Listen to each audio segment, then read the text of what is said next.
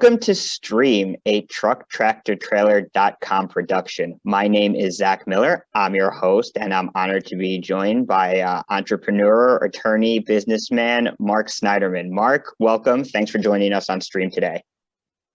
Hey, thanks for having me, Zach. Yeah, absolutely. I think I love talking to people who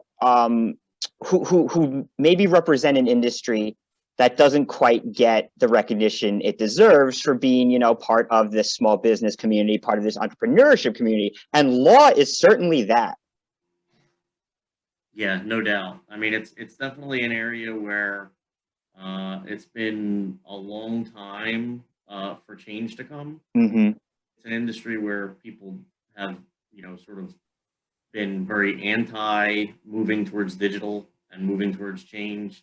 I mean, you're talking about people that, when I first started as a lawyer in Manhattan, it was when email was already out. Like, it was late 90s. Like, email existed. I had it in college. But as soon as I got into the law firm, they're like, we don't use email. You can't use email. Everything has to be a handwritten, like an actual letter, and you can fax it. And I'm like, we know we can email this. No. Do you believe there's and you truck drivers out there should listen to this. There are still a lot of these local town courts. You have to fax everything to them. Like the court does. It's like, wait a second. I'm trying to help a truck driver, negotiate down a speeding ticket. I really can't email it to the. It's impossible for me to email it to the judge. Oh no. Find a fax machine. Find a fax machine. You can find one. Yeah. Right. I think there are more payphones in Manhattan than there are fax machines right now, honestly. Probably true. That's probably true. That's very funny. So it's one of those industries where you just, people, they don't want to adopt to some of the technology and move forward, and they don't want to adopt the pay model. So the industry is really one where you've seen pricing just keep getting higher and higher and higher. I mean, I just saw that, I'm in the Philadelphia region, and, associates, first-year associates out of law school, they're paying, there's a price war right now. They're up to $220,000 a year. Like, so you want to know why prices for lawyers are so much money? You're paying a first-year lawyer that doesn't know anything. Like, literally, I can tell you from experience, I went to law school. And I know a lot of people that went to law school. We all graduate law school. You don't know how to do anything. You can research, but you can't actually write a contract. You can't negotiate a deal. You can't, you can maybe do research and write a brief for a court case, but you can't actually, you've never been in court. You don't know what you're supposed to do when you get there. Oh my gosh. And, so when they come up with these rates, and you see rates with lawyers charging, $1,000 an hour, $1,200 an hour, you say, now I know why they're charging so much. And it's absurd. It's absurd. How is this a sustainable business model? I mean, this doesn't make sense to me. It's gone on for years, and it just keeps creeping up.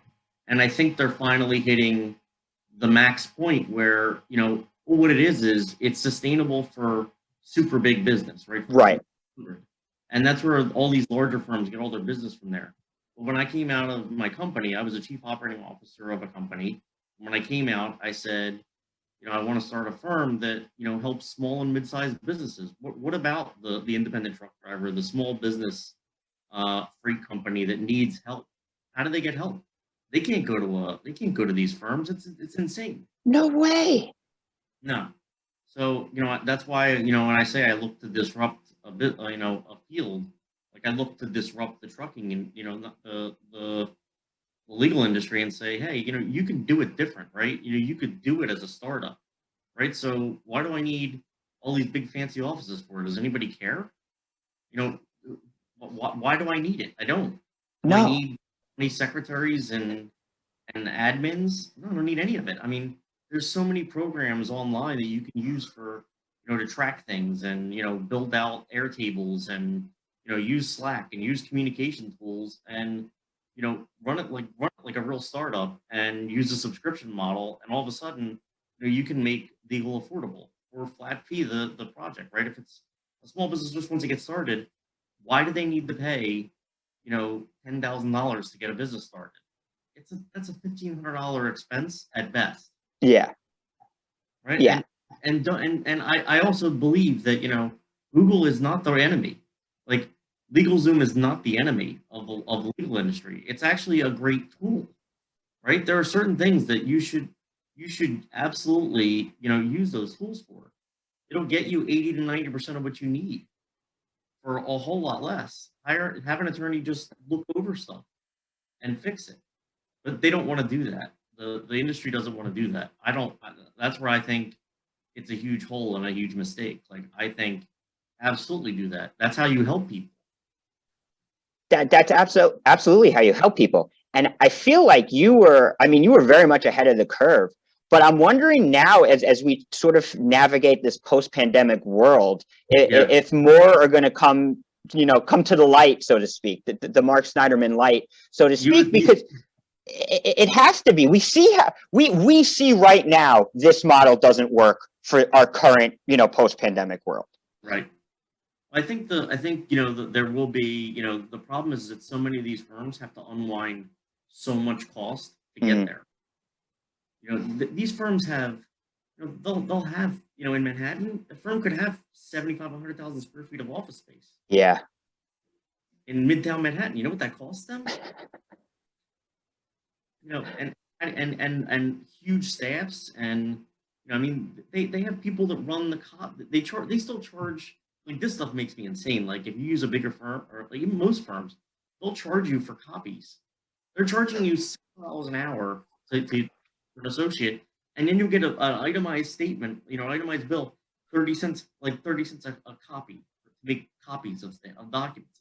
Come on, Yeah. let's just be real. Like, that's just insanity to me. It's absolute insanity.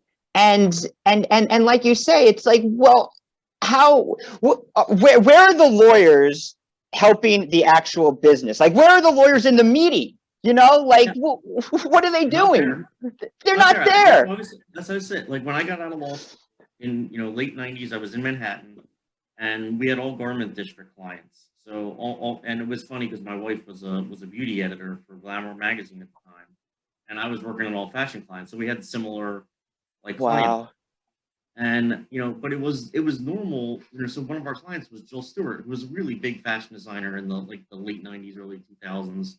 She did great, but her and her husband, if they were going to go look at a space in Soho for their new flagship store, they called us and said, "Hey, meet us downtown. We're going to go look at the space. We want to negotiate the lease."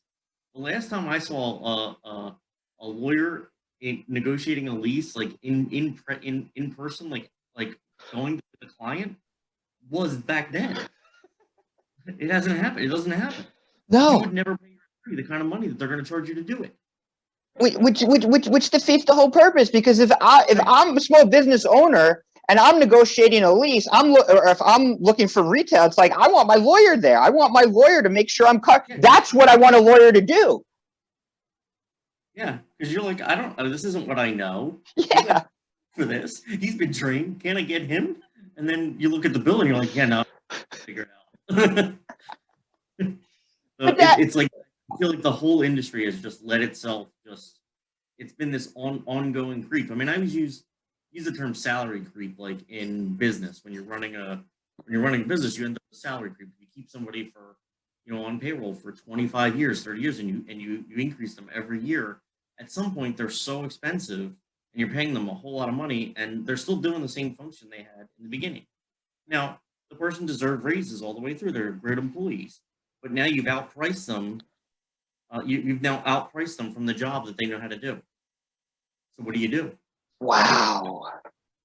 I had that happen because the company that I was running, we had that problem because we had really long-term employees, which was great, right? You want that longevity. You want to have somebody that's been around for 20 years. Yeah. And the government's telling you, because I had all government contracting. It was a government contractor, right? So all the clients were coming to you and saying, "Well, that's great, but I'm only going to pay X amount for this skill set." And I said, "Well, but this person's the one that does it, and he makes way more than that." I said, "Well, I'm not paying for that. Like, I know that that he knows how to do the job, and he's been doing the job for 20 years, but I can't pay that kind of money for that job." Oh my gosh. That started to happen to us, like, consistently. So there's a lot of push pull in markets right now that's very interesting. Yeah, I would say so. But for you though, since you opened your own firm, I mean, Yeah, I would imagine it's a lot more satisfying because you're right there with the yeah, business. I mean, you're there helping the business grow from, from just yeah. an That's the idea, idea. an idea in someone's garage to an actual, Yep. profitable, thriving enterprise. That has to be so much more rewarding than, It's entirely more rewarding. It's exactly what I wanted to do. yeah, Out was, and I focus on companies that want to grow, right? Because I did help grow a company from, we were 75 employees when I was named chief operating officer. When I left the company, we were 300 employees. Significant growth, and I've done a lot of mergers and acquisitions work over my time. I've done fundraising, so I have a lot of those different components to my skill sets that I can help companies sort of navigate a whole lot of different things. it's interesting. Do you this next decade coming up, the 2020s, do you see it as Yeah. as a sort of Wild West for mergers and acquisitions? You know what? It's been, I mean, it has been for a few years. I mean, the SPAC world is just insanity. I equate the SPAC world to, I'm old enough that I equate it back to reverse mergers in the late 90s, which was a really big thing where you had all these companies that would they would form a public company that was doing pretty much nothing, and then reverse merge another company into it to avoid the S1 and avoid all the requirements. So SPAC is somewhat similar, but a little Right. different. It's like these giant blank checks.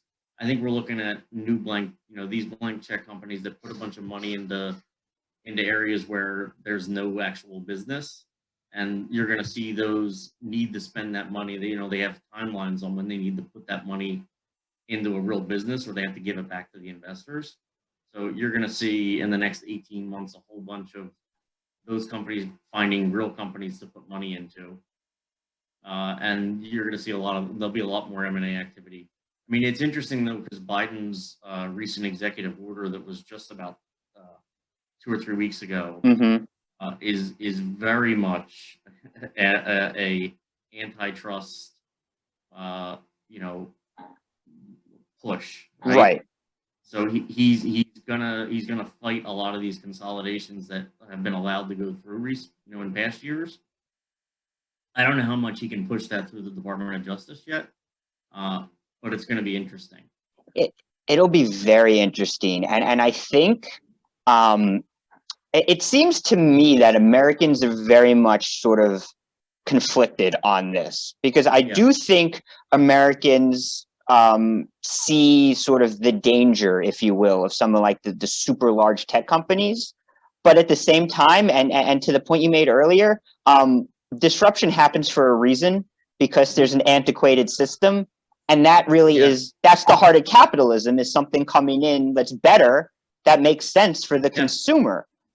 So it's a really fascinating, and I get what Biden is trying to do, but I think there are a lot of people who support it, but I think there are a lot of people who are, proceed with caution about it as well, because yeah. you don't Because you have to want. see how it's a slippery slope argument, right? It's a Yep. fine line of, yes, that should be. You can't allow that to go through, but if you cross over too far and you stop a lot of this M&A work, the whole purpose for the venture capital industry, right?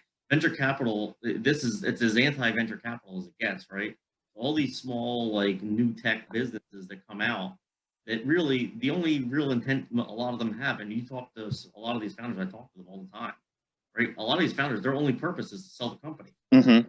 They don't want to build a 20-year, 30-year company, which, we all like, most of us go into business because we want to build something, right? And you want it to last, and you have this long lasting vision. A lot of these tech companies have a 5-year vision, right? Where you Yeah. left. I want to build this and I want to get out of it. And where are you going to sell it to? They get sold to the big companies. That's who buys them. Mm-hmm. But if your antitrust is going to say you can't do that, what are you going to do to the venture capital market? Where are they going to put their money? Fascinating stuff. It's a lot of cycles of you know, I don't know that everything always. I mean, I think everything with politics, nothing ever gets thought through, right? You know, there's a singular piece of it that, yeah, okay, that makes sense. But when you start to really unravel things, and it's on both sides of the aisle, it's across everything that happens. You know, you really think through all that's going to happen right there. My So I'll gosh. see how that one plays out, because it's really going to affect, you know, sort of the tech market as a whole, and really affect, you know, sort of the M&A world. I mean, private equity will definitely freeze up a bit if with those kind of things coming out. They have to watch where they're going to put their money. So we'll see. I mean, it should be interesting. I know. I'm looking forward to seeing what happens. Marc, somebody wants to get in touch with you, you know, to help them grow their business. How would they do that? Sure. I mean, you can find me on pretty much every social channel. It's just Marc Snyderman, at Marc Snyderman, on LinkedIn, on Twitter, on Facebook, on Instagram. My website's www.snydermanlawgroup.com. And that's probably the easiest way to get a hold of me. Awesome. Marc, thanks so much for joining us today. Really appreciate it. I appreciate the time. Thank you. You guys are listening to Stream. Please remember to like, subscribe, and share, and we'll see you next time.